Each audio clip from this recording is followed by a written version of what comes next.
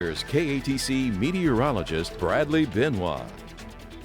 Welcome back, everyone. Well, it finally looks like we're going to see a drier stretch of weather here as we head to the rest of this week. But with less storms around, temperatures are going to continue to go up, heading into the lower 90s each and every afternoon. We'll talk about that here coming up in just a little bit. And keep in mind, we are under a heat advisory until 8 p.m. this evening. That includes all of us here in Acadiana. Now, most of the storm activity today did stay mostly north of the interstate this afternoon, although I did see Crowley this morning.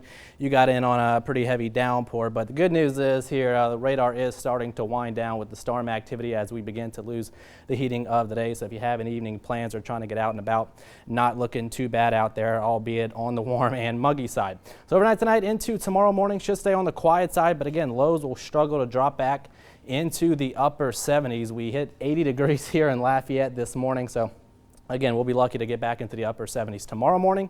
And through the course of the afternoon, I think we'll see much less coverage of scattered showers and storms out there. Rain chances back down to around 10 to 20% or so. Can't totally rule out the rain chances, of course, this time of year, but nonetheless, most of us looking to stay on the quiet side.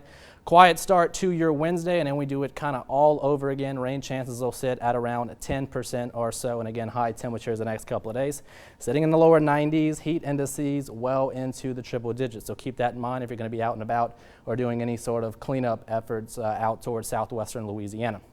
Out in the tropics, we are tracking 3 areas of interest, but I want to make it known here, make it very clear that none of these areas are a threat to the Gulf of Mexico, nor to us here in Acadiana. Here's the first, just off the eastern seaboard. This has about a 90% chance to develop in the next 5 days, but it'll kind of skirt the eastern seaboard here and just head out to sea, maybe get a name real quick, but that'll be about it. And then a little bit closer to home here, we have an area of disturbed weather out in the Caribbean Sea, starting to see some convection fire up close to that broad area of low pressure. This has about an 80% chance to develop in the next 5 days. But notice high pressure sitting in the Gulf of Mexico should keep it well to the south of the Gulf, and us here in Acadiana kind of making it run into Central America, eventually Mexico, where it's going to weaken. So not overly concerned about this area. And then the other area we're keeping an eye on hasn't even come off the African coast yet, so certainly not going to worry about it right now. But it does have about a 30% chance to develop once it gets into the Atlantic Ocean. But again, plenty of time to watch and not overly worried at all.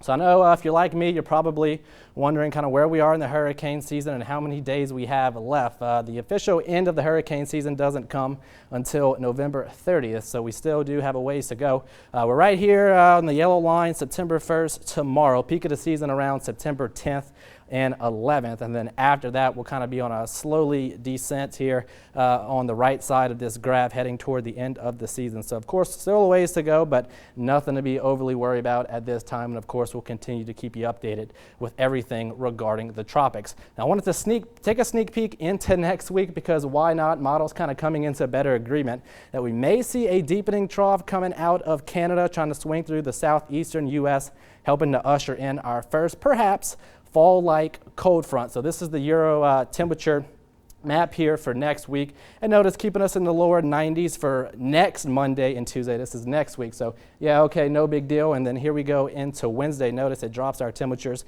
into the lower 80s for an afternoon high next Wednesday, and notice lower to mid 70s for Shreveport, right around the Jackson area. And the GFS model, not pictured here, actually wants to try to usher in some of those 70-degree readings a little bit closer to Acadiana. So we're going to have to see how this plays out. Still, again, a week away, over a week away. But again, it does look like we may be seeing a little bit cooler weather heading into next week. Not the case overnight tonight into tomorrow morning. Lows struggling to drop back into the upper 70s. And then for the day tomorrow, the first day of September, still feeling like summer out there, unfortunately. Highs back into the lower 90s, and that 10 to 20% chance for isolated storm activity in our afternoon. Now, your next 10 days, rain chances staying on the lower side. It looks like through Friday, high temperatures remaining into the lower 90s. Maybe a slight uptick in our rain chances heading into the weekend, before again maybe looking at our first fall-like cold front moving through from the end of next week. Jim? All right, Bradley, thanks. And